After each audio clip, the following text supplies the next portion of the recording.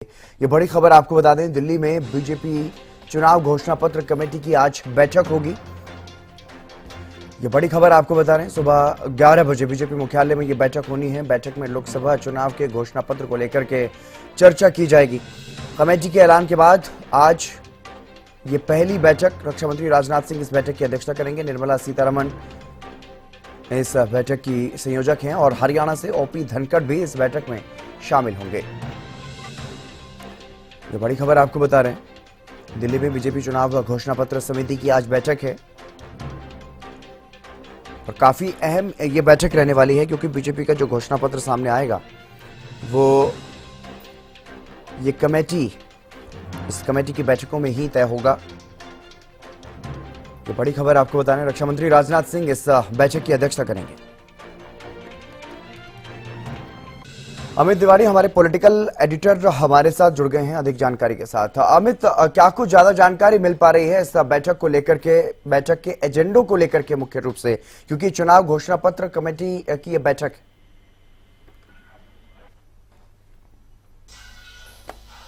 है। देखिए हितेंद्र, यह चुनाव घोषणा पत्र समिति जो बनाई गई और खासतौर पर यह समिति, देखिए इसका महत्व अपने आप ही है, क्योंकि जो संकल्प पत्र भारतीय जनता पार्टी अपने घोषणा पत्र को संकल्प पत्र के रूप में प्रस्तुत करती रही है, और ऐसे में इस संकल्प पत्र के लिए और खासतौर पर कौन कौन से मुद्दे और वायदे इसमें शामिल किए जाए, इनका चयन करने के लिए यह समिति बनाई गई है। और 27 सदस्यीय इस समिति का महत्व इसी बात से लगाया जा सकता है कि इसकी अध्यक्षता भारतीय जनता पार्टी के वरिष्ठतम नेता और रक्षा मंत्री राजनाथ सिंह खुद कर रहे हैं, और साथ साथ वित्त मंत्री निर्मला सीतारमण हैं, वे इस समिति की संयोजक है, और सह संयोजक के रूप में पीयूष गोयल हैं, और 4 राज्यों के मुख्यमंत्री जिनमें असम के, गुजरात के और साथ साथ छत्तीसगढ़ के और मध्य प्रदेश के मुख्यमंत्री इसके सदस्य बनाए गए हैं, और इसके अलावा कई केंद्रीय मंत्री भी इस समिति का हिस्सा हैं। देखिए हितेंद्र, देश भर में भारतीय जनता पार्टी ने इस प्रकार से लोगों के विचार लिए थे, उनके कौन कौन से मुद्दे हैं, सीधे जनता से जुड़े हुए मुद्दे, उन्हीं से उनकी राय जानी कि आखिरकार भारतीय जनता पार्टी के घोषणा पत्र में किन मुद्दों को शामिल किया जाए, क्या वायदे शामिल किए जाएं, और इसीलिए यह समिति बनाई गई। उन तमाम जो देश भर से जो आए हैं, जो विचार आए हैं लोगों के, आम जनमानस के और नेताओं के, उनमें से ही मुद्दों का चयन जो है यह समिति करेगी, उनमें से ही वायदों का चयन करेगी, और वो घोषणा पत्र के एक पूरा प्रारूप तैयार किया जाएगा और उसे जो है जारी किया जाएगा। तो इसलिए आज इस समिति की बैठक है और राजनाथ सिंह खुद इसकी अध्यक्षता करेंगे, और इसके जो भी सदस्य हैं वे भी, ऐसी जानकारी मिल रही है कि मध्य प्रदेश के मुख्यमंत्री डॉक्टर मोहन लाल यादव और छत्तीसगढ़ के मुख्यमंत्री विष्णुदेव सहाय और जो दूसरे तमाम सदस्य हैं, अगर हरियाणा से ओपी धनखड़ की बात करें, वे भी इस समिति की बैठक में हिस्सा लेने के लिए दिल्ली रवाना हो गए हैं, और दिल्ली के जो पार्टी मुख्यालय में, बिल्कुल अमित, मैं आऊंगा आपके पास और भी ज्यादा जानकारी आपसे लेंगे, लेकिन इसी बीच हमारे साथ प्रोफेसर विदुरावल जुड़ गए भारतीय जनता पार्टी से। विदुरावल जी, आपका स्वागत हरियाणा न्यूज पर। धन्यवाद जी। विदुरावल जी, आज एक महत्वपूर्ण बैठक भारतीय जनता पार्टी की होने वाली है, क्या कुछ खास इस बैठक में रहने वाला है? अब कौन से मुद्दे ऐसे हैं जो प्रायोरिटी पर रहने वाले हैं बीजेपी के लिए?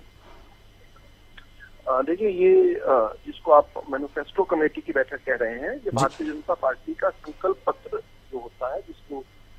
एजेंडा के रूप में कहते हैं। अगले 5 साल तक जो पार्टी ने काम करना है, तो पार्टी ने इस प्रकार की घोषणा पत्रों को जारी करने के बाद हर प्रत्येक पार्टी जो चुनाव में जाती है, लोगों के बीच में जाती है। हम इसको संकल्प पत्र कहते हैं, क्योंकि हम उन चीजों को संकल्प के रूप में देखते हैं और उनको पूरा करते हैं। हम ये संकल्प पत्रों का संकलन किया गया, इस प्रकार से देश भर में हजारों नहीं, लाखों संकल्प पत्रों के लिए, संकल्प पत्र के लिए सुझाव हमें मिला। अलग अलग पार्टी के कार्यकर्ताओं और आम जनता ने इस प्रकार से अगले 5 साल तक भारतीय जनता पार्टी के कार्यकाल में क्या क्या काम होने चाहिए, उन कामों को लेकर सुझाव दिए। उनका फिर संकलन किया गया, और उनके संकलन के बाद ये जो समिति है, उच्च स्तरीय समिति है, इसकी पहली बैठक आज हो रही है। इसमें चर्चाएं होंगी, कौन से विषयों को, कौन से बिंदुओं को जो है संकल्प पत्र में स्थान मिलना चाहिए। अगले 5 साल तक भारतीय जनता पार्टी के जनता की जो अपेक्षा है, उसके अनुरूप जो है हमें संकल्प पत्र मिले हैं, यानी संकल्प पत्रों के सुझाव मिले हैं। जी। देश भर में हमने अनेक यात्राओं के तहत जो है उसका संकलन किया था। गांव-गांव में जाकर हमने सुझाव पेटियां लगाई थी, जिसमें क्योंकि भारतीय जनता पार्टी भारत की जनता की पार्टी है और जनता के बीच से जो सुझाव आए उसी को इस प्रकार से हम चाहते हैं कि सरकार के तौर पर हम उन सुझावों को पूरा कर पाए, उन विकास कार्यों पर जा पाए, उन योजनाओं को जनहित में लागू कर पाए। तो वो संकलन करने के बाद एक शॉर्ट लिस्ट किया गया कि जो विषय आए, फिर विभिन्न एक्सपर्ट्स के अलग अलग क्षेत्रों के उनको उनके समक्ष विषय को लेकर जाया गया और अब जो उच्च स्तरीय समिति है वो बारीकी से राजनीतिक तौर पर इनका विश्लेषण करेगी कि उनमें से कौन कौन से सुझाव जो है वो भारतीय जनता पार्टी के आधिकारिक संकल्प पत्र में जनता के बीच में हम रखने वाले हैं और उन्हीं के तहत अगले 5 साल की सरकार में भारतीय जनता पार्टी काम करेगी।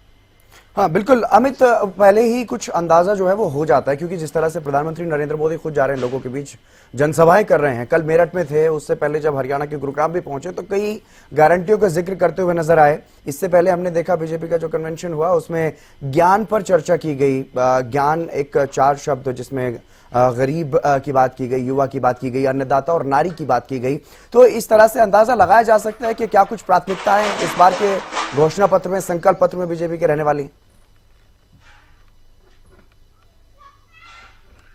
जी बिल्कुल हितेंद्र, आपने सही कहा कि ज्ञान की बात की गई है और इसी पर ही आधारित जो है वो योजनाएं, घोषणाएं और जो वायदे हैं वो संकल्प पत्र में निश्चित रूप से शामिल किए जाएंगे। आप एक बात मान के चलिए हितेंद्र, मेरे साथ प्रोफेसर विदुर रावल भी जुड़े हुए प्रवक्ता हैं, सूझवान वाले प्रवक्ता हैं पूरे, और पूरी बात अपने तरीके से रखते हैं। लेकिन साथ साथ एक बात विशेष रूप से मैं यहाँ कहना चाहूंगा कि देखिए 2014 में जब भारतीय जनता पार्टी पहली बार आई थी, उस समय एंटी इनकम्बेंसी का एक बड़ा फैक्टर था जिसके बलबूते पर पार्टी सत्ता में आई। उसके बाद जो है वो पार्टी 5 साल सत्ता में रही और उस समय मोदी की लहर, 2019 में मोदी लहर पर सवार होकर पार्टी जो 303 का आंकड़ा छूकर सत्ता में आई। और अब देखिए अब क्या है, अब केवल एक फैक्टर से बात नहीं चलेगी। हालांकि अभी भी भारतीय जनता पार्टी इसी बात को कहती है कि मोदी फैक्टर है और मोदी के जो वायदे हैं, मोदी की गारंटी है, उन तमाम तरह की बातें रहती है। लेकिन फिर भी जन हितैषी, जन आकांक्षाओं को अपने घोषणा पत्र का, अपने वायदों का उसमें शामिल करना जरूरी है और उन वायदों पर खरा उतरने की एक कोशिश भी रहती है। इसीलिए ज्ञान का एक मंत्र दिया गया है। देखिए गरीब का और साथ साथ जो देखिए नारी शक्ति का और युवाओं का और अन्नदाता का, जिसकी जिक्र आपने भी किया है, उन तमाम मुद्दों को। और मेरा ये मानना है कि 2019 से लेकर 2024 तक जिस प्रकार की घोषणाएं एक एक करके भारतीय जनता पार्टी ने पूरी की है, तो इस बार जो संकल्प पत्र है, जैसा कि अभी विदुर रावल भी बता रहे थे कि देश भर में लाखों लोगों से, मेरा मानना है कि करीब 1 करोड़ लोगों से ऐसे जो सुझाव हैं, उनके जो आम लोगों से राय है वो ली गई है और वो सलाहों से निकला हुआ, सुझावों से निकला हुआ यह संकल्प पत्र तैयार करने की एक कोशिश जो है वो भारतीय जनता पार्टी की रहेगी। और निश्चित रूप से जब मैंने अभी जैसा कहा कि तीसरी बार सत्ता में आने की कोशिश है और यह कोशिश खाली एक फैक्टर से नहीं होगी, तमाम फैक्टरों का इसमें समावेश करना जरूरी है। और देखिए 2019 से लेकर 2024 की जो मैं बात कर रहा था, चाहे राम मंदिर की बात हो, 370 हटाने की बात हो जम्मू कश्मीर से, का को लागू करने की बात हो, या दूसरे से तमाम जो मुद्दे हैं, और साथ साथ देखिए G20 शिखर सम्मेलन जैसे आयोजनों का, जिसमें देश की जो एक तरह से विश्व बंधुत्व की भावना जो है वो पूरे देश में संदेश गया कि भारत जो है विश्व बंधु है। और साथ साथ एक संदेश और भी गया कि भारत सुनने वाला नहीं है, सुनाने वाला भारत है और यह शक्ति जो है बननी है। जैसा कल प्रधानमंत्री ने मेरठ में भी कहा कि उन्होंने एक तरह से वो संकल्प पत्र ही उन्होंने लोगों के बीच में रख दिया। हालांकि वो विधिवत नहीं था, लेकिन उसमें भ्रष्टाचार के खिलाफ लड़ाई लड़ने की बात की, देश को एक परिवार मानने की बात की, और साथ साथ जो तमाम मुद्दे, और चाहे दुनिया की तीसरी आर्थिक शक्ति बनाने की बात हो, विकसित भारत का संकल्प हो, तो ऐसे संकल्प पत्र तमाम रखे जाएंगे। साथ साथ जो आपने ज्ञान की बात की है वो भी इस संकल्प पत्र का, घोषणा पत्र का हिस्सा रहने वाली है। जी तेंद्र। बिल्कुल विदुर रावल जी, आपको क्या लग रहा है पार्टी की तरफ से क्या कुछ प्राथमिकताएं रहने वाली हैं, किस तरह का प्लान जो है वो रहने वाला है, ताकि लोग घोषणा पत्र को देखने के बाद पार्टी की तरफ और ज्यादा झुकाव जो है वो लोगों को देखने को मिले? देखिए भारतीय जनता पार्टी और इससे पहले का जो स्वरूप जनसंघ का रहा है, ये राजनीतिक दल जो है इनका उद्गम ही जो है भारत माता की जय प्रस्थापित करने के लिए हुआ। हम तो शुरू से ही परवम्बे ववंदे तुम्हें तत्राष्ट्रम समर्था भवत्वा शिशाते विषम कहते रहे, यानी भारत वैभवता के शिखर पर पहुंचाने के लिए अपनी समर्था में जो कुछ होगा वो सब कुछ करेंगे। उसी नाते से भारतीय जनता पार्टी का कार्यकाल रहा है। तो वही भारतीय जनता पार्टी की इसी मोटो को, इन्हीं विषयों को जो है जनता में आकर्षण, ये स्वीकार्यता इस विचार की बनी। अब तक तो हम भी खाएं तुम भी खाओ आओ मिलकर मौज बनाने वाली पार्टियों का राज रहा, लेकिन कोई ऐसा शासन जो है, कोई ऐसा नेतृत्व ऐसा आया, कोई ऐसा दल, एक विचार ऐसा आया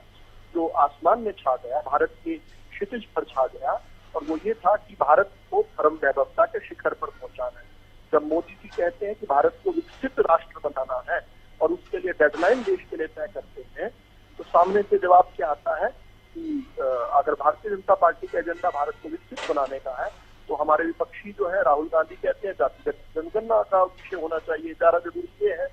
अगर भारतीय जनता पार्टी कहती है कि भाई चुनावों के अंदर एक क्लीन मनी को इस्तेमाल करना चाहिए, जिसके तहत जो इलेक्टोरल बॉन्ड लेकर आए थे, इनका कहना था नहीं वापस से बोरियों भर के जो पैसा पहले दिया जाता था अनअकाउंटेड, वैसी व्यवस्था होनी चाहिए। तो जब भारतीय जनता पार्टी कहती है कि भाई परिवारवाद से मुक्ति दिलाकर योग्यता और पात्रता के ऊपर राजनीतिक नेतृत्व भी होना चाहिए, ये कहते हैं नहीं हम तो अपने परिवारों का पोषण करें, तो स्पष्ट तौर पर विभाजन रेखाएं स्पष्ट दिखी हैं, देश ने देखी है, और देश ने 14 के बाद से आगे इसको स्वीकार करने लगे। ये बात ठीक है, अमित तिवारी जी ने कहा कि 14 का चुनाव और उससे पहले के 90 के दशक के विशेष रूप से जो चुनाव हुआ करते थे वो एंटी इनकम्बेंसी पर बेस्ड हुआ करते थे, लेकिन 14 के बाद एक नया वर्ड जो है पॉलिटिकल डिक्शनरी में हमने देखा है वो है प्रो इनकम्बेंसी। 1952 के बाद से पहली बार ऐसा हुआ 2019 में कि कोई सत्तासीन सरकार को पिछली बार की बनस्पत ज्यादा समर्थन से जो है जो जनता ने चुनाव हो, यानी कि अगर राजीव गांधी वाला कालखंड को छोड़ दे, क्योंकि उस समय इंदिरा जी की मृत्यु हो गई थी और राजीव जी दोबारा उनको एक अवसर मिला था, राजीव जी के काम पर मोहर नहीं लगी, इंदिरा जी की मृत्यु के बाद चुनाव हुआ था। तो 1952 के बाद पहली ऐसे प्रधानमंत्री रहे जिनको उनके कार्यकाल को केवल स्वीकार्यता नहीं मिली बल्कि और अधिक समर्थन मिला। 2019 में इतिहास हमने देखा है, और इसी तरीके से आज हम जो देख पा रहे हैं, जब हम भारतीय जनता पार्टी मीलों आगे है अन्य पार्टियों से अपने चुनावी तैयारियों की लेकर बात करें, काम को लेकर बात करें, चाहे अपने जो विजन है हमारा उसकी बात करें। सामने के हमारी पार्टियों के पास कोई विजन नहीं है, कोई एजेंडा नहीं है, कोई देश के लिए कोई पॉजिटिव नैरेटिव नहीं है। उनका नैरेटिव तो है कि सनातन को इस धरती से खत्म करना है, उनका नैरेटिव तो है कि इसको कोरोना की तरह साफ करना है, उनका नैरेटिव तो है कि भारत को जातियों में बांटकर किस प्रकार से जातियों। चलिए, उनका नैरेटिव क्या है वो एक अलग विषय है अमित, लेकिन जैसा कि आपने भी कहा कि बीजेपी की तरफ से जो बड़े एजेंडे सामने रखे गए उनको पूरा करने का भी प्रयास किया गया, लेकिन अब राम मंदिर, धारा 370 और नागरिकता कानून, 3 तलाक जैसे मुद्दों के बाद महिला आरक्षण का भी मामला जो है वो लगभग खत्म हो चुका है। तो अब और क्या है कि यूनिफॉर्म सिविल कोड की चर्चा बार बार होती है, क्या उस पर इस बार घोषणा पत्र में फोकस रह सकता है?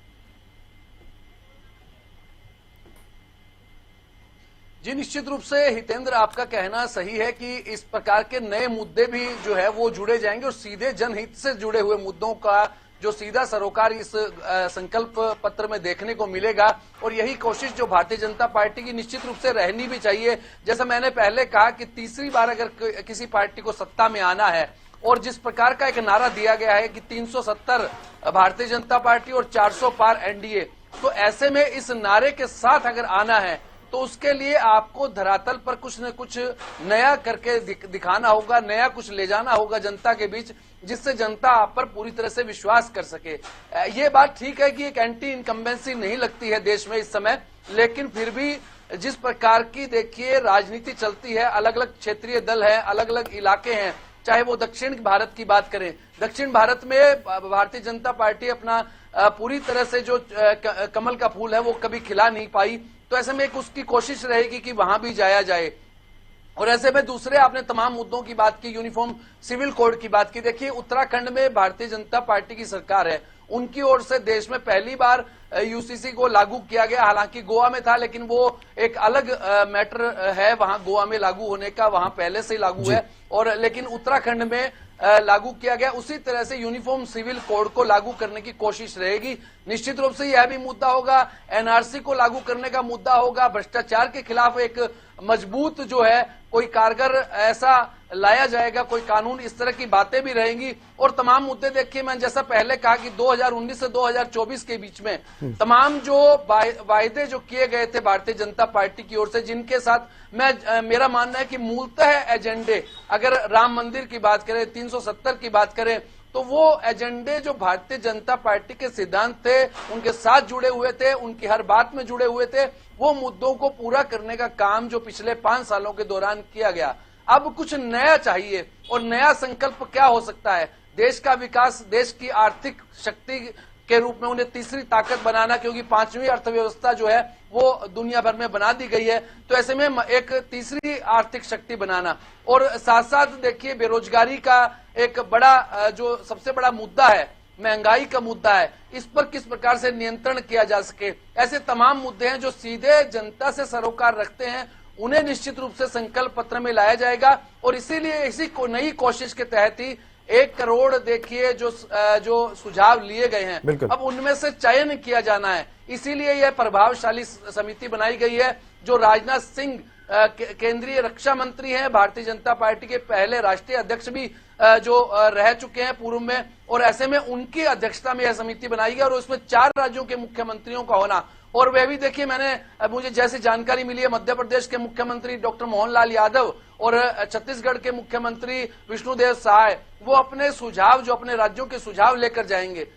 ओपी धनखड़ हैं, किसान मोर्चा के राष्ट्रीय अध्यक्ष भारतीय जनता पार्टी के रहे हुए हैं, प्रदेशाध्यक्ष रहे हुए हरियाणा के, वे किसानों से जुड़ी हुई बातें करते हैं, और हरियाणा के और किसानों से जुड़े हुए तमाम मुद्दों को लेकर उस संकल्प पत्र में लेकर जाएंगे। तो देखने वाली बात होगी किन मुद्दों का, किन वायदों का चयन जो है वो इस संकल्प पत्र में रहता है, यह समिति यह डिसाइड करेगी। जी चलिए, आप नजर बनाए रखिएगा अमित, और प्रोफेसर विदु रावल जी, आपका भी बहुत शुक्रिया हमारे साथ इस चर्चा में जुड़ने के लिए। आपने भी अपना पक्ष जो है, पार्टी का पक्ष रखा यहाँ पर। तो बीजेपी घोषणा पत्र के संभावित मुद्दों की अगर बात करें, ज्ञान पर फोकस रह सकता है, गरीब, युवा, अन्नदाता और नारी। गरीब लोगों को गरीबी रेखा से बाहर निकालने के लिए योजना हो सकती है, जिस तरह से प्रधानमंत्री कहते हुए नजर आए थे कि जब देश तीसरी सबसे बड़ी अर्थव्यवस्था होगा तो देश में से गरीबी खत्म होगी। सरकार का दावा है कि 10 साल में 25 करोड़ लोग गरीबी रेखा से बाहर आए हैं। युवाओं के लिए भी कई योजनाएं घोषणा पत्र में शामिल की जा सकती हैं, और अन्नदाताओं के लिए भी घोषणा पत्र में काफी कुछ होने की संभावना है, क्योंकि किसानों पर भी एक तरह से फोकस रखती हैं सभी पार्टियां।